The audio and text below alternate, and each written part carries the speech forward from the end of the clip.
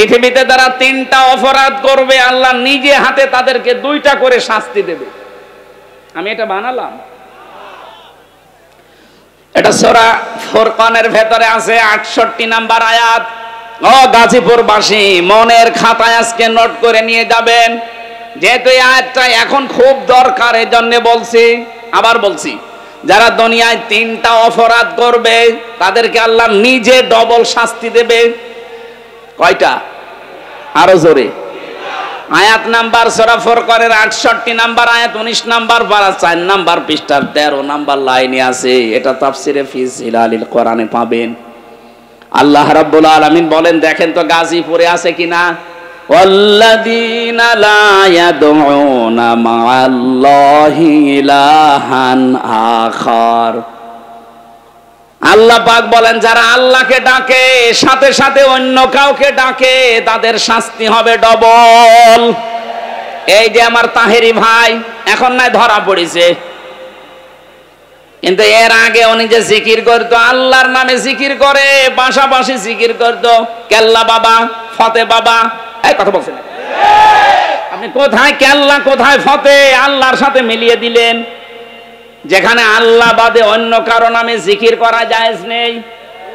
এই ছেলে এই 4 নম্বরে আমার সাথে যে সোহেল চৌধুরী হত্যা মামলার আসামি মামুন ভাই ছিল, 25 বছর ছেলে। আমরা রাত 2:30টা 3টায় উঠতাম তাহাজ্জুদের জন্য, উনি আমার নিচতলায় থাকতো, দেখতাম উনিও উঠে জিকির করছে, ইয়া রাসূলুল্লাহ ইয়া রাসূলুল্লাহ। কি গো, একদিন মাওলানা মামুনুল হক আর আমি ভাইকে ডাকলাম যে ভাই আপনি কি করেন? আমরা নামাজে দাঁড়িয়ে 1.5 পারা 2 পারা পড়ি, আমাদের ডিস্টার্ব হয়। আপনি কিসের জিকির করেন? বলছে রাসূলের ইশকে। রাসূলের ইশকে আপনি তাই বলি ইয়া রাসূলুল্লাহ জিকির করবেন? ইয়া রাসূলুল্লাহ কোনো জিকির নেই, জিকির হবে আল্লাহর নামে। আর রাসূলের নামে আপনি পড়তে পারেন দরুদ। এই কথা বলছেন না কেন? তাও তো ইয়া রাসূলুল্লাহ না, সাল্লাল্লাহু আলাইহি ওয়াসাল্লাম আপনি এতটুকু পড়েন।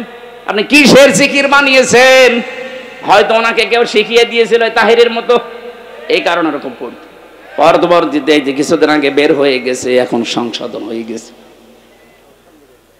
আমরা চাই আমার এটা যেহেতু রেকর্ড হচ্ছে তাম বাংলাদেশে যাবে, আর এটা ব্রাহ্মণবাড়িয়া কুমিল্লা এই 2 জেলায় বেশি চলে। কারণ যত গরম সুন্নি, ঠান্ডা সুন্নি, মিঠা সুন্নি, শয়তান সুন্নি সব ওখানে। ওদেরকে সুন্নি নাম দিয়েছে কে? ওরা হচ্ছে আহলে বেদাত, আহলে সুন্নাত না। আহলে সুন্নাত ওরা হলে আমরা কি বলেন? ওরা যদি আহলে সুন্নাত হয় তে আমরা কি? ওরা ইসলামের ভেতরে যত নতুন নতুন জিনিস সব ঢুকিয়েছে, ওরা আহলে সুন্নাত না, ওরা আহলে বেদাত। আর বেদাত যারা করে তাদেরকে সালাম দেওয়া যায় না। নবীজি এত রাগ করবেন কিয়ামতে, ওদের সামনে আল্লাহর নবী পর্দা ফেলে দেবে ফেরেশতাদেরকে, বলবে এটাও তো আমার উম্মত। বলবে না, আপনি দুনিয়া থেকে আসার পরে ওরা কেল্লা বাবা, ফতে বাবা জিকির বানিয়েছে। নবীজি এত রেগে যাবেন, বলবেন সহকান সহকান লিমান গাজ্জারা বাদি, দূর হয়ে যা, আমার রেখে আসা ইসলামকে যারা পরিবর্তন করে ফেলেছিস তুই আমার উম্মত না। আপনিও কিন্তু বিপদে পড়বেন ভাই।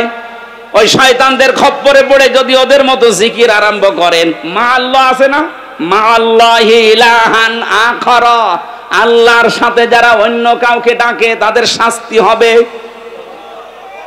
এই যে ডবল শাস্তি, আপনার বিশ্বাস হচ্ছে না? এর পরের আয়াতে আছে 69 নম্বর আয়াত, ইউদাআফ লাহুল আযাবু ইয়াউমাল কিয়ামাহ। আল্লাহ পাক বলেন ওদের শাস্তি হবে ডবল কিয়ামতে।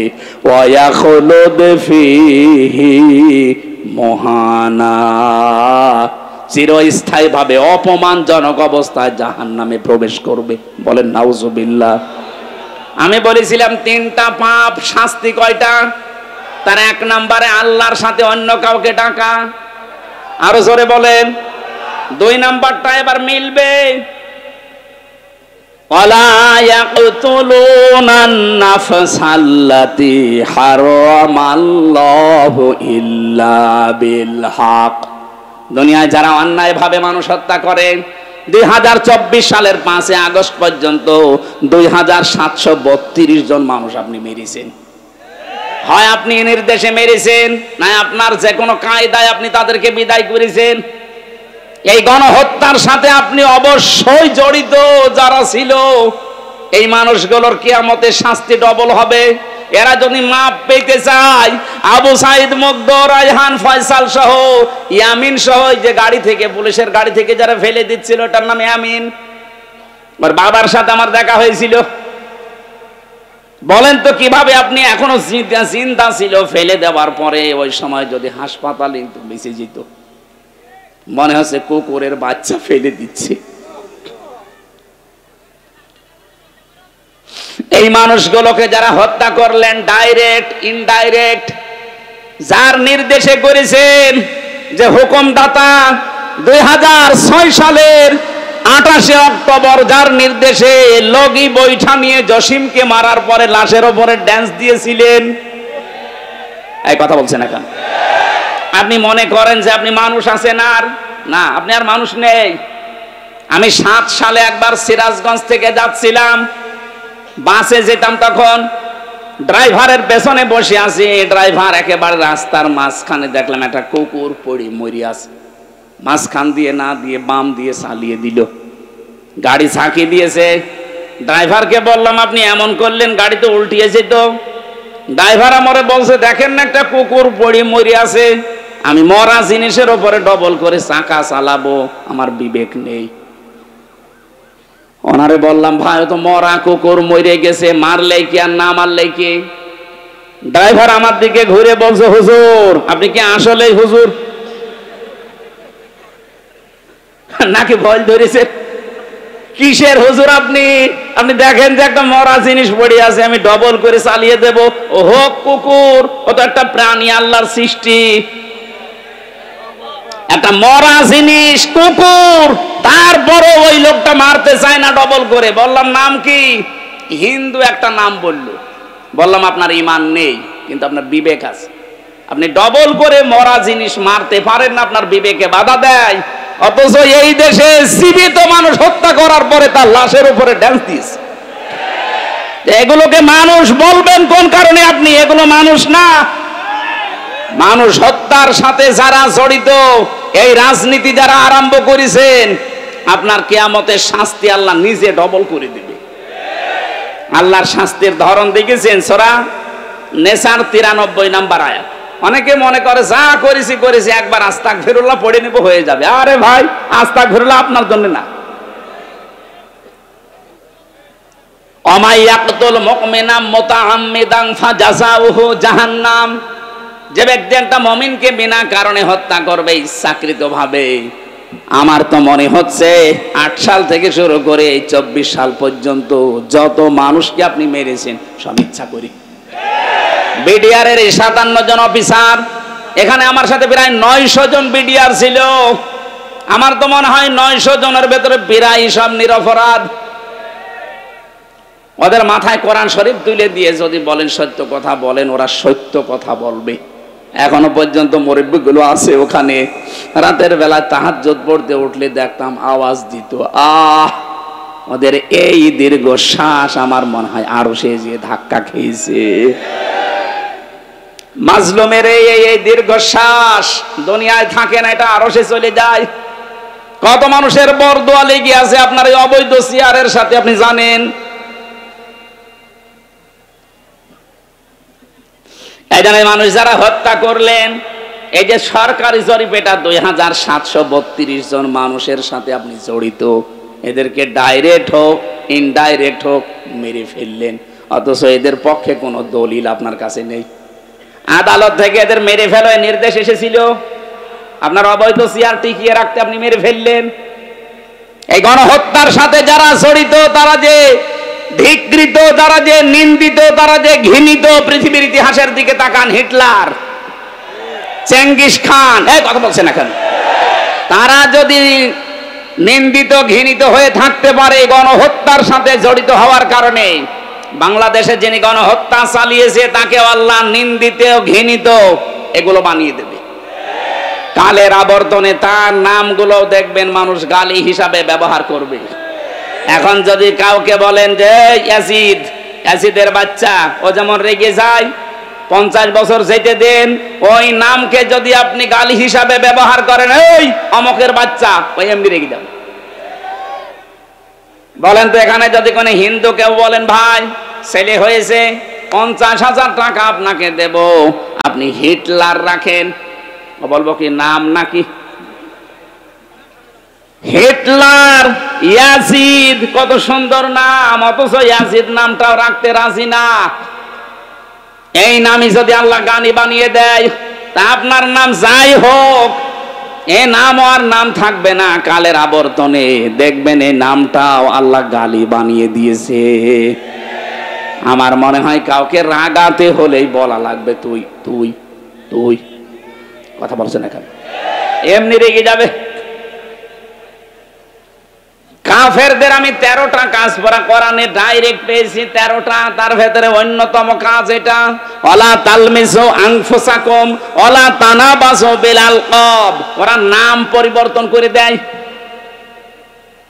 আল্লাহ পাক বলেন সাবধান, কাউকে নাম পাল্টিয়ে উল্টা পাল্টা করে ডাকবা না। অথচ এই 15.5 বছরের নাম পাল্টানোর হিড়িক চলছিল। এক কথা বলুন, জিয়াউর রহমান আন্তর্জাতিক বিমানবন্দরের নাম পাল্টিয়ে এমন একটা নাম দিয়েছে, মুসলমানদের আবেগের জায়গা শাহজালাল, এখন আর মোসাও যায় না। শয়তান জাতে মাতাল হলো, তাহলে ঠিক ছিল।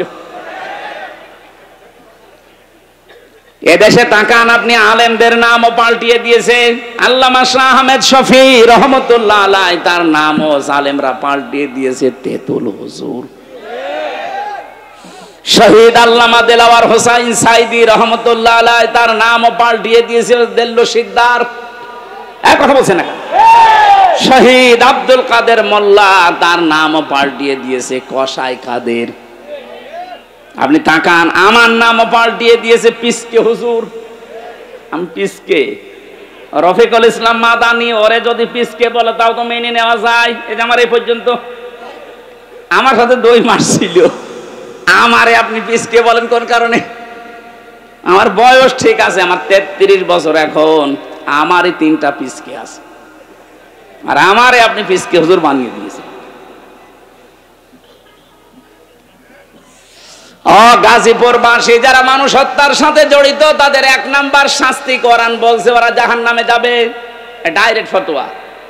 আমাই ইয়াকতুল মুমিনাম মুতাআম্মিদান ফাজাযাউহু জাহান্নাম, প্রথম পুরস্কার জাহান্নাম। 2 নম্বরে খালিদান ফিহা, চিরস্থায়ী থাকা লাগবে, কোন বাবার দোয়ায় বের হতে পারবেন না। 3 নম্বরে ওয়াগাদিবাল্লাহু আলাইহি, আল্লাহ রেগে থাকবে তার উপরে। 4 নম্বরে ওয়ালাআনাহু, তার উপর আল্লাহ লানত দেবেন। 5 নম্বরে ওয়াআদ্দালাহু আযাবান আযীমা, আল্লাহ পাক বলেন তার জন্য প্রস্তুত রেখে দিলাম আমি যন্ত্রণাদায়ক আযাব। বলেন নাউযুবিল্লাহ। আফসোস হয় জালেমদের প্রতি আমার, বিশেষ করে মানুষ হত্যার সাথে যারা জড়িত। আপনার দুনিয়াও শেষ, আখিরাতও শেষ। কি করলেন? একজন জালেমকে ক্ষমতায় টিকিয়ে রাখতে নিজের সব নষ্ট করে ফেললেন আপনি।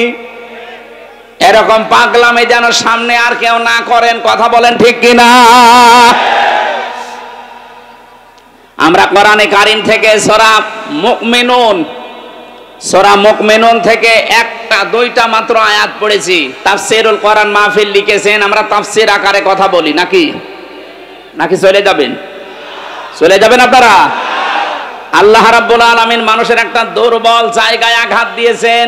কাউকে যদি আপনি নিজের আয়ত্তে রাখতে চান, তার ওই গোপন জায়গায় আপনি আঘাত দেবেন, ও এমনি নরম হয়ে যাবে। আল্লাহ আমাদেরকে লাগাম টেনে ধরেছেন আমাদের দুর্বল জায়গায় আঘাত দিয়ে। ওয়ালাকাদ খলাকনাল ইনসানা মিন সুলালাতিন মিন তিন, অবশ্যই আমি আল্লাহ মানুষকে বানিয়েছি মাটির নির্যাস থেকে। আমাদেরকে আল্লাহ মাটি দিয়ে বানাননি, বানিয়েছেন মাটির নির্যাস দিয়ে। একজনকেই তিনি মাটি দিয়ে বানিয়েছেন, তিনি আমাদের আদি পিতা হযরত আদম আলাইহিস সালাম। সূরা রহমানের ভেতরে আছে মিন সালসালিন কাল ফাখর, শুকনা ঠনঠনে মাটি দিয়ে আমি আদমকে বানিয়েছি। এদের তাফসিরে পড়লাম, এরা কি করে? এত মানুষ এসেছেন, সমস্যা তো এই জায়গায়, কিছু মানুষ বাড়ি চলে যান। হ্যাঁ, এত মানুষ হলে ঝামেলা না বলতো? কিছু মানুষ বাড়ি চলে যান, আবার কালকে তো আর নেই, আবার আগামী বছর আসবেন আপনারা। কিছু মানুষ এসে তারা দাঁড়িয়ে আছেন, জায়গা পাচ্ছেন না, বাড়ি চলে যান। যান, আপনাদের ছুটি দিয়ে দিলাম। আমার ভাইরা একটু ভালো করে দাঁড়িয়ে আছেন, দাঁড়িয়ে থাকেন, একটু শুনতে দেন মানুষকে। দেখেন তো কত মানুষ বসে আছে। এ ভাই কম ব্যস্ত, এ বাবুল ভাই, এরপরও 1-1.5 ঘন্টা বসে আছে, আর আপনারা কি শুরু করেছেন? কত মানুষ বিভিন্ন জায়গায় শুনতেছে জানেন আপনি? আমি যদি বারবার ডিস্টার্ব করেন আমি তো ভুলে যাব। 4 জন ফেরেশতাকে আল্লাহ পাঠিয়েছিলেন মাটি নেওয়ার জন্য, আদম বানাবে। 3 জনই ফেরত গেছে, পারে না। শেষ পর্যন্ত আজরাইল এসে 1 খামসা মাটি নিয়ে গেছে। তাফসিরে মুনিরের ভেতরে পেয়েছি, হযরতে আজরাইলের 1 খামসা মাটির ভেতরে ছিল 40 মণ মাটি। আল্লাহ রাব্বুল আলামিন ফেরেশতাদেরকে আদেশ দিলেন, এর বডি বানাও। 60 হাত লম্বা, 36 হাত মোটা। ওই 40 মণ মাটি দিয়ে আদম আলাইহিস সালামকে ফেরেশতারা বানিয়েছে। খামির তৈরি করে করে বানিয়েছে মাটি দিয়ে। রব্বুল আলামিন বলেন, বডি যখন তৈরি করা শেষ, তখন আমি আল্লাহ নিজের এই কুদরতি হাত দিয়ে আদমের এই মুখমণ্ডলটা বানালাম। লাকাদ খালাকনাল ইনসানা ফি আহসানি তাকওয়িম। সবচাইতে সুন্দর, এই জন্য মানুষের এই চেহারাটা এত, এখানে লেপন দিয়েছি, এত সুন্দর করে সাজিয়েছি। পৃথিবীর কোন সৃষ্টিকে এত সুন্দর করে আমি বানাইনি। আপনি মানুষের চেহারার দিকে তাকিয়ে দেখেছেন কত সুন্দর? সুন্দরী মানুষকে দেখে অনেকে ক্ষুধা পর্যন্ত মিটে যায়। আমাদের নবী মুহাম্মদুর রাসূলুল্লাহ, হযরত ইউসুফ নবী আলাইহিস সালাম, তাদের চেহারা দেখে মানুষ না খেয়ে থাকতে পারতো, হাত কেটে ফেলেছে, টের পায়নি চেহারা দেখে। সুবহানাল্লাহ বলতে পারেন? ওই জামানার মিশরের মেয়েরা বলেছিল, হাযা মালাকুন কারীম, এটা মানুষ না, এটা সম্মানিত ফেরেশতা। পৃথিবীতে মেয়েদেরকে আল্লাহ এত সুন্দর সুন্দর করে বানিয়েছেন। আমাদের আদি মাতা হযরত আদম আলাইহিস সালামের স্ত্রী, আমাদের মা যিনি হযরত হাওয়া আলাইহিস সালাম, পৃথিবীর বিশ্ব সুন্দরীর তালিকায় তার নাম। তাফসিরে কাবীরের ভেতরে দেখবেন এত সুন্দর বর্ণনা আছে, হযরত হাওয়াকে আল্লাহ এত সুন্দর করে বানিয়েছিলেন। আজকের দুনিয়ার বিশ্ব সুন্দরীকে দেখে মানুষ মাথা পাগল হয়ে যায়। হাওয়া আলাইহিস সালাম তাদের তুলনায় 100 ভাগ সুন্দরী ছিল। কথা বলে না কেন? মেয়েদের রূপ সৌন্দর্য যদি প্রদর্শন করা এটা বিষয় হতো, যে দেখানোর জিনিস, তাহলে হাওয়া আলাইহিস সালাম মানুষকে দেখিয়ে বেড়াতো। অথচ অনেকে লাইন খোলে, নিজের বউ যদি সুন্দরী হয় ও দিশাই পায় না করবে কি, আর আল কাতরা মাখায়, ওলট পালট জিনিস মাখিয়ে মোটরসাইকেলে করে নিয়ে মানুষকে দেখায় যে জিনিস আমার আছে। তো জিনিস আছে, আমি করব কি? কথা বলে দেখেন। সম্মানিতা মা বোন যারা এসেছেন, আপনার সৌন্দর্য, আপনার সাজগোজ, আবার বলেন, আপনার সৌন্দর্য, আপনার সাজগোজ, এটা শুধু আপনার স্বামীর জন্য। স্বামী বাদ দিয়ে পৃথিবীর কাউকে যদি প্রদর্শন ইচ্ছায় আপনি দেখান, কিয়ামতের দিন আপনি জান্নাতের সুঘ্রাণও পাবেন না। যেহেতু এখন রাষ্ট্রীয়ভাবে পর্দার আইন দেশে নেই, এই জন্য অনেকে অনেকভাবে চলছেন। আমরা যারা পুরুষ মানুষ আছি, আমাদের এখানে 2টা ঔষধ আজকে থেকে খাওয়া লাগবে। আমি সহ যারা আছি প্রত্যেকে এই 2টা ঔষধ খেতে চাই। কি? তাহলে জেনা থেকে বেঁচে থাকতে পারবেন। চোখের জেনা, সূরা নূর 18 নম্বর পারা 12 নম্বর পৃষ্ঠা 7 নম্বর লাইনের 30 নম্বর আয়াতে আল্লাহ ঔষধ দিচ্ছেন, ওয়াকুল লিল মুমিনিনা ইয়াগুদ্দু মিন আবসারিহিম ওয়া ইয়াহফাযু ফুরুজাহুম যালিকা আযকা লাহুম ইন্নাল্লাহা খাবীরুম বিমা ইয়াসনাউন। রব্বুল আলামিন বলেন, হে নবী মুমিন পুরুষদেরকে বলেন তারা যেন পরনারী থেকে তাদের চক্ষুকে নিম্নগামী করে। আর 14 জন মহিলা আপনি দেখতে পারবেন। কয়জন? আরো জোরে বলেন, বলেন। এক নম্বরে আপনার আপন মা, ওই পাতানো মা না, আপন খালা, পাতানো খালা না। অনেকে ধর্ম খালা পাতিয়েছে, খালার মেয়ে আছে এই জন্যে। কথা বলছেন এখানে, এমনি খালা বলে না, মেয়ে আছে খালার এই জন্য খালা, ধর্ম খালা। 2 দিন পরে খালা হয়ে যায় শাশুড়ি। এই কথা বলছেন এখানে। এলাকায় এরকম মানুষ নেই? এখনো কাদের ধর্ম খালা আছে হাত তোলেন তো। ও এই একজনের। ও মনে হয় খালার মেয়ের সাথে গল্প করছে।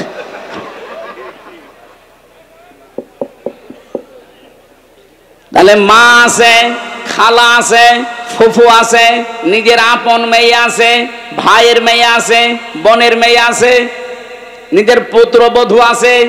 এরকম 14 জন মহিলা বাদ দিয়ে পৃথিবীর কোন মহিলা যদি সামনে পড়ে, যদি সত্যি জেনা থেকে বাঁচতে চান, সঙ্গে সঙ্গে আল্লাহর ঔষধ নিজের চোখ নিম্নগামী করা লাগবে। হ্যাঁ, দেখতে যত সুন্দর হোক, যাই হোক, তাড়াতাড়ি চোখ নামিয়ে ফেলবেন। এটা যদি সর্বোচ্চ 15 দিন করতে পারেন, আপনি একটা অনির্বচন সুখ পাবেন। আপনি বোঝেন অনির্বচন কি? এই যে পাখি যখন নিজের ডানা এভাবে বিছিয়ে দেওয়ার পরে ফল করে দেয়, ডাউন করে ফল করার পরে দেখবেন ওর নিচে বাচ্চারা কিচির মিচির আওয়াজ দেয়। কেন দেয় বলেন তো? কারণ এই পরগুলো এত মোলায়েম, এত সফট, এত কোমল, এত নরম, একটার সাথে যখন আরেকটা লেগে যায়। আল্লাহ কোরআনে উদাহরণও দিয়েছেন, আখফিদ লাহুমা জানাহাযুল্লি মিনার রাহমা। এই যে জানাহুন মানে ডানা, জানাহুন মানে কি? আল্লাহ ডানা পাখির কাছ থেকে ধার করে আমাদের লাগিয়ে দিচ্ছেন, যে দুনিয়ার বান্দা বান্দিরা, তোর মার বাবার জন্য তোর ডানাটা এভাবে বিছিয়ে ধর। শুধু বিছিয়ে ধরবে না, ফল করে দিবি। আখফিদ না মানে ডানা ডাউন করার পরে ফল করে দেওয়া। আল্লাহ হেলিকপ্টারের ডানা, প্লেনের ডানা, আমাদের নিজেরও ডানা আছে। ডানা না হাত, এই হাতের কথা নিজের না এদন কেন জানাহুন দিলেন? কারণ আমাদের হাতের ভেতরে নরম কিছু নেই, সবই শক্ত হাড়। কথা বলেন না কেন? আর পাখির ডানার ভেতরে এমন নরম সফট কোমল পর আছে, পালক আছে, একটার সাথে আর একটা যখন লাগে ওটা এত সুন্দর মোলায়েম হয়ে যায়।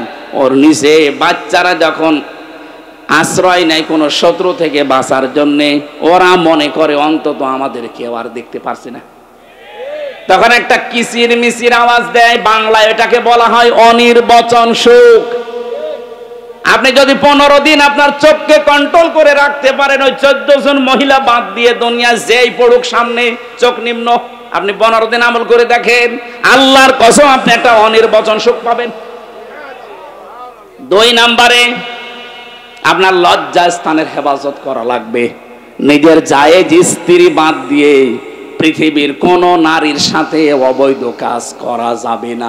শুধু যাবে না, যাবেই না, শেষে হর্ষাই আছে, ইল্লা আলা যাওয়াজিহিম আও মা মালাকাত আইমানুহুম ফাইন্নাহুম গায়রু মালুমিন।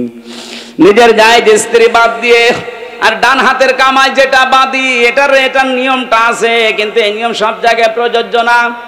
আমরা শুধু জায়েজ স্ত্রীটা ধরি, নিজের জায়েজ স্ত্রী বাদ দিয়ে পৃথিবীর কোন নারীর সাথে, মানে এই যে বিবাহের ক্ষেত্রে যেটা মানুষ করে, এ কাজ জীবনেও করা যাবে না, না করা যাবে না। সুতরাং লজ্জাস্থান আজকে থেকে হেফাজতের দায়িত্ব যদি আপনি দিতে পারেন, যে আল্লাহ আমি গ্যারান্টি দিলাম আমি পারবো, আপনার লজ্জাস্থানের মুখের হেফাজত, আল্লাহর নবী বলেন তোকে আমি জান্নাতে পৌঁছিয়ে দেবো, আমি গ্যারান্টি দিলাম। আপনি শুধু এই 2টা গর্তের, মুখের আর লজ্জাস্থানের এই 2টা গর্তের হেফাজতের দায়িত্ব নেবেন, আপনাকে আল্লাহর নবী জান্নাতে দিয়ে আসার দায়িত্ব নিচ্ছেন। সুবহানাল্লাহ বলতে পারেন? আমরা এই গ্যারান্টি দিতে পারবো না আজকে থেকে। জেনা থেকে বাঁচতে হলে এর চাইতে মহা ঔষধ আর নেই, আল্লাহর নিজের বানানো ঔষধ। এটা নারীর ক্ষেত্রে, পুরুষের ক্ষেত্রে। পুরুষেরটা প্রথম দিয়েছেন, নারীরটা 31 নম্বর আয়াতে আছে। সম্মানিত মা বোনেরা, পৃথিবীর সৌন্দর্যের কথা বলছিলাম, চেহারা। আল্লাহ যখন কাটিং চেহারা সুন্দর করে বানিয়ে রেখেছেন, 120 হাত লম্বা, 36 হাত মোটা পড়ে আছে। আল্লাহ বলেন সেজদা দাও। সবাই দিয়েছিল, শুধু একজন দেয়নি, শয়তান। কে? শয়তান অহংকার করেছিল। ও বলেছিল আনা খায়রুম মিনহু খলাকতানি মিন নার ওয়া খলাকতাহু মিন তিন। তুমি আমারে আগুন দিয়ে বানিয়েছো আর ওইটা বানিয়েছো মাটি দিয়ে। আমার ভেতরে পাওয়ার আছে। কি আছে? বলেন বলেন। শয়তান অহংকার করেছিল পাওয়ারের, ক্ষমতার। আজও পৃথিবীতে দেখেন যারা ক্ষমতার অহংকার করে, মনে করবেন তাদেরকে শয়তান দখল করে ফেলেছে। কারণ শয়তান অহংকার করেছিল। আবার বলেন তো কিসের? ক্ষমতার। বলেন। 15.5 বছরে যারা ক্ষমতার অহংকার করেছে, আপনি বিশ্বাস করতে পারেন এরা এক প্রকার শয়তান। কারণ কোন মানুষ ক্ষমতার অহংকার করতে পারে না, এটা অহংকার করে শয়তান। আল্লাহ সঙ্গে সঙ্গে তাকে 3টা জিনিস থেকে বঞ্চিত করে দিয়েছেন। আপনারা মনে হয় জড়া হয়ে গেছে না? শেষ করে দেব। ওরা অনুষ্ঠান আবার আরেকটা ধরে রেখেছে, তো এই কারণে পেছন থেকে যে চাপ দিচ্ছে দেখছেন না, বল তাড়াতাড়ি আরেকটা ধরা লাগবে। মানে জেলে ওরা এমনি খাওয়া দাওয়া ভালো দিত না, আমার জীবনটা শেষ করে দিয়েছে। আরে বাইরে এসে চাপের ওপরে চাপ, আমি আর পারছি না। এই এক দিন 2টা দিনের বেলা ছিল, সেই কোথায় মনে হয় ওটা কোন জেলা, গাজীপুর টুক ছিল,